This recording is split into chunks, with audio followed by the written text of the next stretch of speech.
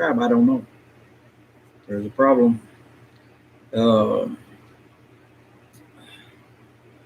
you know, wisdom and knowledge is more valuable than fine gold.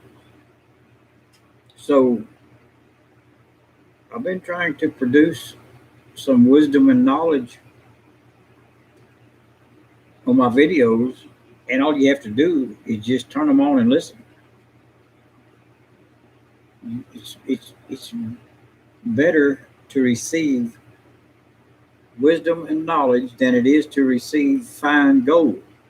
I'm telling you that knowledge is important for you to be successful in life and for you basically to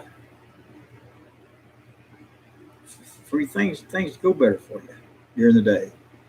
You know, like for instance, if you're thinking about opening up a business, for instance, let's get kind of off the wall, a little quick subject here. The location of that business is about 90% of if it's going to be a good, profitable business or if it's going to be a failure and you're not going to have any customers.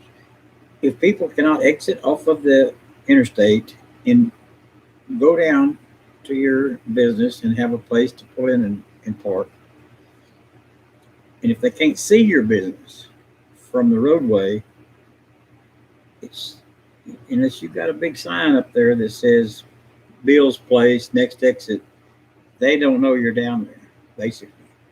So what I'm getting at is easy access to your place of business. It don't hurt to be out the edge of town because people can get out to the edge of town easier than they can go downtown. There's traffic. So I'm not saying that you don't build at the edge of town or whatever. I'm just saying that you need the traffic to be able to exit off of the normal highway there and get to your place without getting lost in the woods. So kind of subject matter here.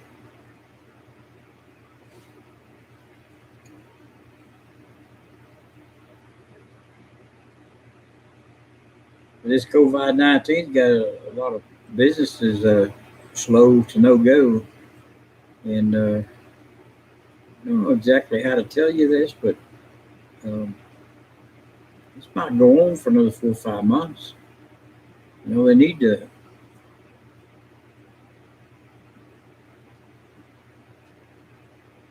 figure out a way to make money during these slow times. And myself personally, I've got some Western saddles for sale, and all you have to do is buy one, you know, and then that way I've got money coming in and you've got a good saddle to ride.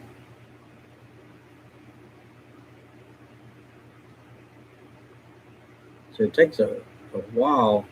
Order the tree, order the leather, get a professional saddle maker to put it together. It takes a while. So basically I'm trying to keep the Cowboy into not having to wait for 6 months to get their saddle. Can get it right away. My computer's freezing up on me.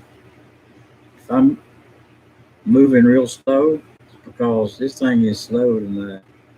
I'm talking, but you can't hear me for about 5 minutes. It's weird. I think I've got to clear some data on my computer or something, and this thing is going slow as heck. But we got some new songs coming out. I was trying to explain on my videos. Not very many people are really paying attention, but I wrote 2 songs. One was Sweet Thing that Ernest Tubb and Red Lynn recorded. later on, after a few years later after it got out. But this guy named Nat Stuckey, he he heard my songs and basically he wrote them down and flew out to Nashville and signed up with the copyright department out there like they were his songs. And then he recorded them. He recorded both songs, I think. So he got his guy singing the girls' part, and he's singing something like the tune's supposed to be. I mean, he did a good job as far as that, but he didn't do a very good job in giving me credit for writing the song or my tune. You know, um, and then the way it got set up was the recording studio gets 50% of the song revenue. The recording studio, I think, gets a lot of the percentage of the songs. So anyway, I wound up with no income there for several years, like starved to death out there on the side of the road, time or two, while he's riding around in his Cadillac and spending my money basically. So got to get a copyright infringement lawyer a hold of these people and see if I can collect some of my money they owe me. There's only one good reason why people steal your products. They're greedy. They want it all. They don't want just to sing the song and get a percentage of it. They want to steal your song and play like it's theirs, stand up on stage, with their little trophy and bragging rights, Yeah, they want them pats on the back. Yeah, I wrote this song. Yeah, he didn't write the damn song. He didn't even know what the what do you call melody. He didn't even know the melody of the damn song. But the thing about it is, a guy named Lawton Williams is an old cowboy born back in about 1923, and he was one of the first people. I guess he heard that song and he just fell in love with it. But he recorded that song, and his guitar playing and the way he put that song together when he sang it, perfect. He did a very good job on it. It wasn't Sweet Thing, it was the Asphalt Cowboy song. Lawton Williams recorded the Asphalt Cowboy, not the Asphalt Cowboy, just Asphalt Cowboy. The original Asphalt Cowboy before this Jason Aldean goes in there and steals the name of my song and puts it on his rinky dink, pretty boy truck driving song. And that reflects a lot of revenue off of my song onto his. It's not fair to me to take the name of my song and put it on his song. Why don't you just man up and find his own song title? You know what I mean? So anyway, I don't think he's even a truck driver. I think he's just,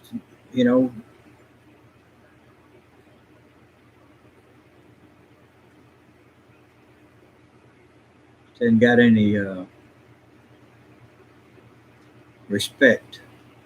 That's what the word is. He's got no respect for other people that's in front of him, treading the way with their trucking song. The Asphalt Cowboy should have been the Asphalt Cowboy on search engine goes back to my song, not his re-edition of some pretty words that he stuck on there. Pretty little tune. It is a pretty little tune, but it ain't the Asphalt Cowboy song. You got to have a real truck, 6 and 4 double overdrive, cruising at 105, bull hauling song. Something with a little bit of more macho to it. A little girly song like he put together, and then he put my name on it, Asphalt Cowboy.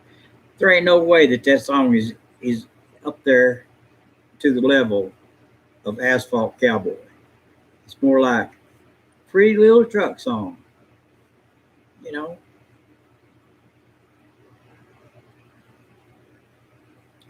Anyway,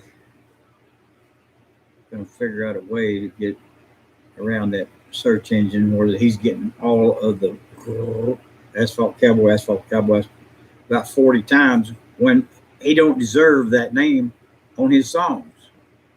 He didn't earn that name. He didn't get out there and bust his ass and work 20 hours a day like I did on my damn truck trying to make a living out there. Well, Nat Stucky's riding around in his damn Cadillac playing his guitar. I wrote this song. Yeah, yeah. I mean, how could you lie for 50 damn years? It's flat ass lie. He wrote Asphalt Cowboy. Hell, he didn't know nothing about trucking. How the hell can he write a song like that? You know, wheels are rolling, gears are grinding, double clutching crew. That's crew, not through, like Hank Thompson sang the damn song. Can't even get it right. It's not through. Wheels are rolling, gears are grinding. Anyway, they need to get the words correct. If they're going to steal the damn song, at least they need to write it down correctly. It ain't no through, it's crew. It's like crew, like two people, a crew, not through.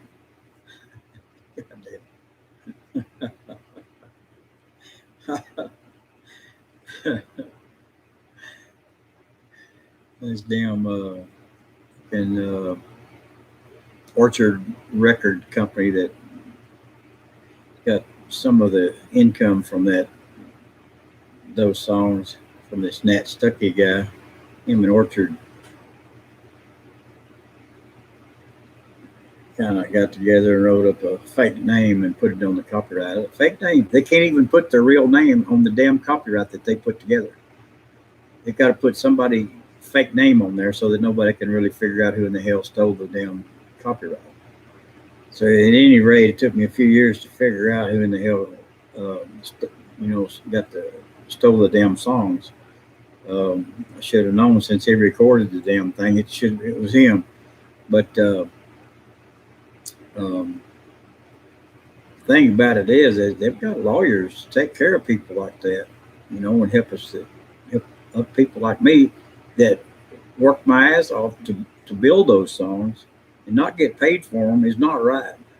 So I'm pretty sure there's some lawyers out there that knows how to get these royalties collected from these guys and trim them down from 5 jets to 1. You know what I mean? They're not going to have 5 jets to ride around in anymore. They're going to have 1. I'll take that one if I can get it.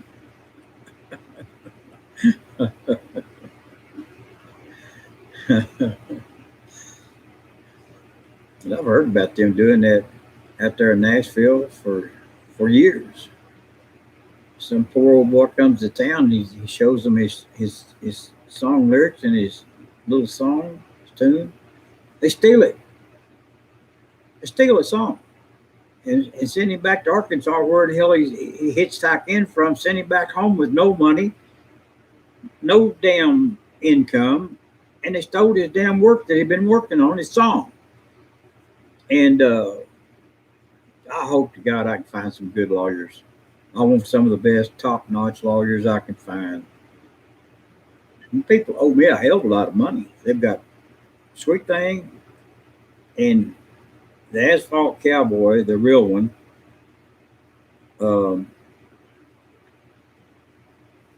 A faded pair of Levi's, pointed-toed, rough-out cowboy boots, great big buckle on his waist. He's from Texas. You can tell by the crease in his hat. He's cowboy, the asphalt cowboy. Wheels are rolling, gears are grinding, double clutching crew. He's a cowboy, the asphalt cowboy. Then I changed the words up a little bit here lately because, I thought I could do a little bit better job on them words. So 6 and 4, double overdrive, makes her run mighty fine.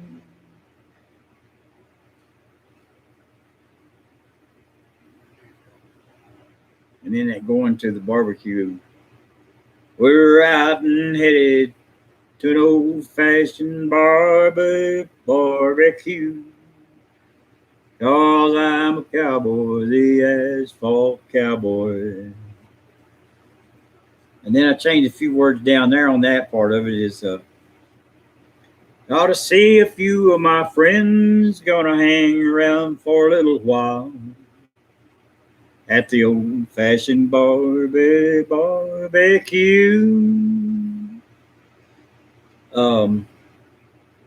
There's another part that I was gonna add in there, another lyric that said, we were cruising down through San Angelo, headed down to San Antonio. We were cruising on 92 when a highway patrol pulled up behind.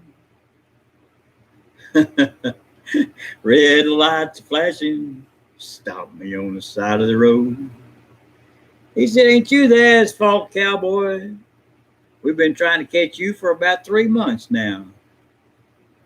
I said, yep, I'm the asphalt cowboy. And he said, we clocked you at 92 miles an hour. And I said, well, I got a load of cows on here and they got to go. Because the longer they stay on this trailer, the more weight they're going to lose. I got to get them to the man with the plan. Can't mess around. He said, if you don't mind, hurry up and write that ticket because I got to go. It's a true story. It's all of this. Asphalt Cowboy crap. It's a true story. I'm the truck driver. I'm the owner of the damn lyrics. I'm the owner of the song. And it's aggravating me that I'm not the one standing up there on the stage getting my awards. You know, Song of the Year, 1966, I think that's when they recorded it. I'm the one that needs to be up there with that microphone, my little trophy, my little truck. You know, thanking me for writing a decent piece of music that people can really enjoy listening to, not this new style junk that they're throwing out there. You know, I'm not a red heart. Well, bullshit. How stupid is that? I mean, they writing some really dumb, crazy shit out there right now. And you can't even, you turn your radio on, what do? You turn it right back off in about, I'm going to guess 15 minutes maximum. It's all you can handle this stuff. And if they play the old songs, they play them dumb old, well, I don't know, kind of like hillbilly talk songs. Or, I don't know. It's just not a real pretty aggressive, something I like to listen to anyway.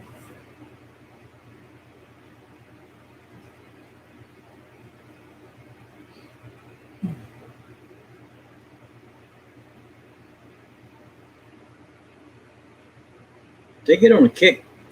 They'll pick out 3 songs every year. They'll pick out about 3 songs, and they'll play them 3 songs over and over and over and over and over and over and over. And I'm so damn tired of them 3 songs. By the end of the year, I would like to buy the damn songs and trash them, get them off the market. You know, that's just no joke. I get so tired listening to some of that damn junk. And stupid songs, stupid songs. Like Johnny Cash made this song, Sue. You know, it's so damn stupid, it's pathetic. And they play it over and over and over and over. And then when you're laying in there in bed at night and you're thinking, my name is Sue, my name is Sue. Hell, you don't want to think my name is Sue all night long, you know? I mean, it's ridiculous. Oh, God, let's change the subject just a little bit right quick. I got this pretty new pickup. It's a Dodge, and it's not, I don't think it's real pretty. You know, I like a real pretty truck. And I don't think it's real pretty, but it's a good, solid Dodge pickup with that little V6 diesel engine. Gets about 22 miles per gallon. I had about 5,000 miles on this new pickup. And I got this wild idea one day. I decided this thing don't track real straight on an icy road. It wants to pull to the right and pull to the left, and you're sitting here fighting the damn thing, trying to keep it up in the road. And I'm thinking, I'm going to get a Ford pickup. I grew up with Ford pickups. My granddaddy had a Ford pickup, bought a brand new one in 1951. And so I decided I needed a Ford pickup. So I drive all the way up to Oklahoma to Hudaburg Ford. This is a little rinky-dink little place. It looks like a shop or something, like a mechanic shop, kind of a little tin building.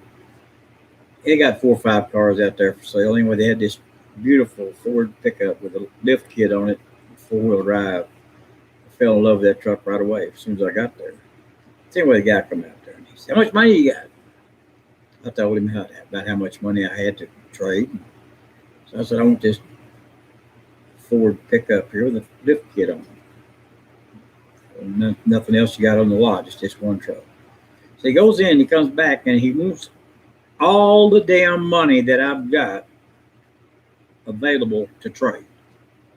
They're so greedy that they want all the damn money that I have available to give them to trade trucks, which is a ridiculous amount of money for the difference between my truck with 5,000 miles on it and this new truck that basically had a lift kit. That's the only difference between it and mine, except it was a Ford, mine was a Dodge. So anyway, it cost me every damn thing I had to get this truck. So now, instead of smoking cigars and coming back in style, I'm sipping on ice water and hoping I can get home before I starve to death, because hell, I didn't even have any money left. These people took it all. That's how greedy they are. And then turn around and sell basically my Dodge pickup worth about $50,000. They turn around and sell that son of a bitch and give it away for about 30 grand. You know who loses the money on that? Me. Hudaburg Ford could have given me a little bit more money for my trade-in and worked a little bit harder to sell it for a little bit more money, and I wouldn't lose so damn much money on a trade. But they don't care about my banking ability, my finances, and how hard I had to work for my money. They don't give a damn about that. They only care about is their easy resale. They get the truck cheap and they sell it cheap so it'll sell the next damn day. It's not fair to me as a customer. Come back next year, I can't trade trucks because they done got all my money the year before. So if you want to get ripped off big time, you go to Hudaburg Ford. Oklahoma, I forget the name of the town, or a rinky-dink town you can get lost in pretty quick because it kind of wraps around these little hills and up and down and around. Golly. Yeah. Get up there, you better buy a new vehicle that's got the little computer screen tell you how to get the heck out of town. Like I drove 200 miles before I got back on the correct highway. Get out of there. So now the deal on the saddles. This one I've got it's a rodeo bronc saddle. It's brand new with a basket stamp on the front swells and on the back of the little saddle. And it's a deep seat. It's 16 and a half inch. Rodeo Cowboy know what I'm talking about. And there's no saddle horn on there. And they ride it in the bronc riding. And they got this big rein held up there like this. Well, I've got the halter and the rein, the cinch. And if it comes with a back cinch, it's got that on it. It's supposed to have everything ready to go rodeoing. And this whole setup, $2,000. Brand new. High quality rodeo saddle built by a real saddle maker. All right. I need to sell that saddle because I got a pickup that don't run right now. I need some money to fix the damn truck. I got no pickup that I use for pulling my camper around, and I can't pull my camper. I could pull it with my new pickup, but it's so high off the ground, I have to redo the damn bumper. Yeah, you got to have a ladder to step up in the damn thing. You know, you get old as me, you got to jump up in there. But anyway, I'm going to drive it as long as I can. You know, so I like it. I like it. I like Ford pickups. Always did. Nice and quiet, and they run like, oh my God! It's got that V6 twin turbo motor, 10-speed transmission. When you pull out on that interstate, you get ready to go. You can rock and roll in that truck. I'm talking about you can drift pretty quick. If you drive like I do, you know, you'd be up to the speed limit by the time you get on at the end of that on ramp. Real easy. So they, far as I was going to try and, you know, set in a few ideas on you know, if you guys are tied in at home and you can't get out, you know, they got this thing called Club WPT, where you can donate a little bit of chip change and you can play all the games on there. And if you win, you get real cash. They'll mail you a check. And they don't pay me for bragging on them, but they will pay you if you win. And they've got games on there right now. They're paying $10,000. All you got to do is win. All you got to do is win the game. You'll get a portion of that $10,000. So thing about it is, don't throw all your chips on the table on any one hand, because if you get beat, I ain't saying that you don't have the best cards, but if you get beat, you'll be out of chips and you're out of the game. So the best policy that I think is, if they go all in, just fold your cards, because there's a possibility that you're beat. You just don't know how you got beat. But if you throw your chips out there and they do have the winning cards, you're out of chips. So you got to pretty much know you've got the best cards before you toss them all out there, especially when somebody else is betting in front of you. And then another rule I've got, if you've got one pair, like you got king, and there's king on the board, and they bet really big, they probably got more than one king. They probably got you beat. So don't bet very much if you just got one pair. You can, if they bet $300 or something and you got $3,000 in your account, you know, chips, they bet 300. It's pretty easy to just call the 300 and see if they've got the best cards. But if they bet 3,000, you don't want to throw them out there on one card. You got one pair. You don't want to. They could have two pair. They get you beat. They could have trips. They could have 666, and there's only 1 6 on the board. Don't look very dangerous. But those 666 will beat your kings. So anyway, another thing I've got is, don't overbet your cards. Like you've got two kings in your hand, you can be beat by two aces. So if the guy's just only got one ace, but he's brave enough to call you, and it pops up another ace out there, you're beat. He's got two aces and you got two kings, and you're going to lose. So bet low and see what the cards are before you get real generous with throwing your chips out there, and especially if you want to win. If you want to win the big bucks, you have to retain your chips and build them up and not lose any of them. So anyway, that's an idea that I had as far as winning, but you have to maximize your wins when you know you've got the best cards.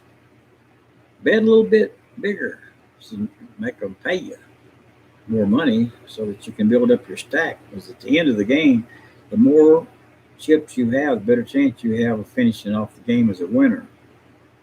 If they got real big stacks and it's $50,000 to get in to see the flop, and you only got 45,000, you only got one shot at it up there.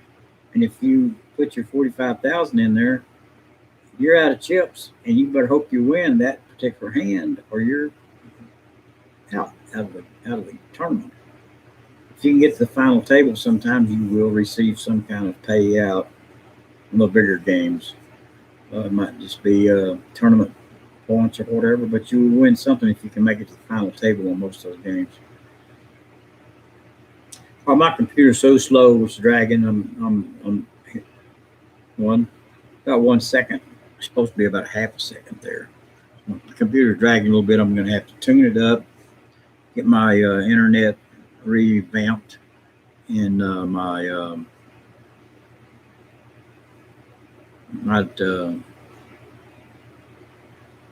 I've got a lot of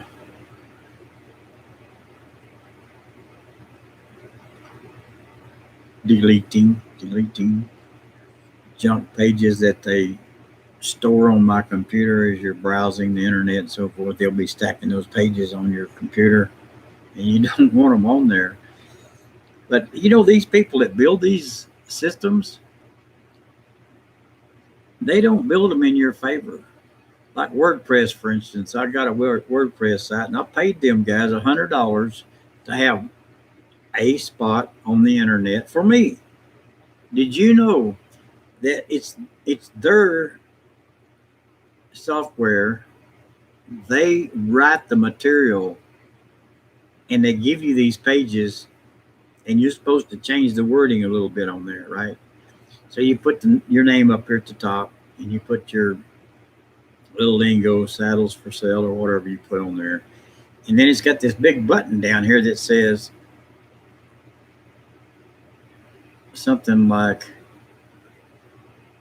it's an email. Click here for more information or whatever. And you're thinking up here, it's my website. This hot link is going to go to my mailbox. They're going to send me a message. No. It does not go to your mailbox.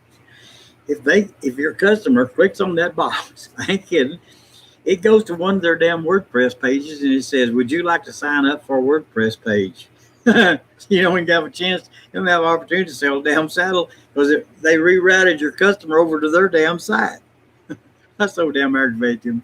People, WordPress, it pissed me off. I sent them another email and told them I want a refund on my money. Got $100, and then I had to buy a domain name. Well, domain name, if the email is not going to me, the domain name ain't doing me any good at all. I'm busting my ass and advertising their site for them. These people are so damn smarter than you are. That's why they're sitting up there in their air-conditioned chairs in their big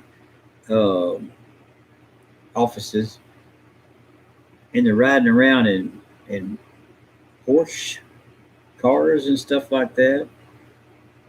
Well, they're smarter than we are. We're the working people out here, and we're the ones paying them for doing nothing. All they did was design this program that sends all the email back to them. That's their customers. Our customers send them right back to them for more customer base for them. Not trying to help us sell our saddles or nothing else. They don't give a damn.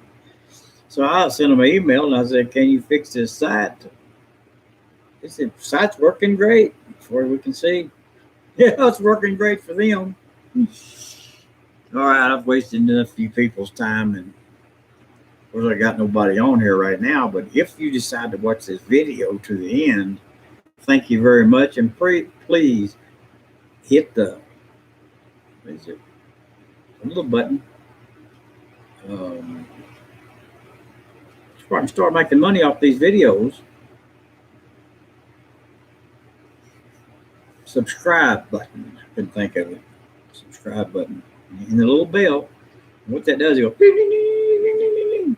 When I'm coming on live with another performance, you're going to want to jump on there and watch me. I may have some more knowledge and wisdom for you. It's better than fine gold. It's better than fine gold to have wisdom and knowledge. One quick word of knowledge: do not buy a Suburban to pull your boat or to ride your family in. They're not safe automobiles. Suburban Chevrolet has a loose suspension under there that it weaves back and forth like that, like a sway. If you got a trailer tied behind you like a boat, U-Haul trailer, whatever, hooked to your bumper on a Suburban, that trailer swings a little bit and it'll get that car rocking back and forth, big Suburban, and pretty soon you're upside down in the bar ditch, and you don't want to be in the bar ditch. Don't buy a Suburban. If you've got one, take your 45 out and shoot it. Get rid of it. Don't sell it to anybody you like because it will hurt them. And just driving down the road by themselves, nothing tied to the trailer, nothing. You just change lanes like that, and you're liable to whip it back and forth, and upside down in the bar ditch.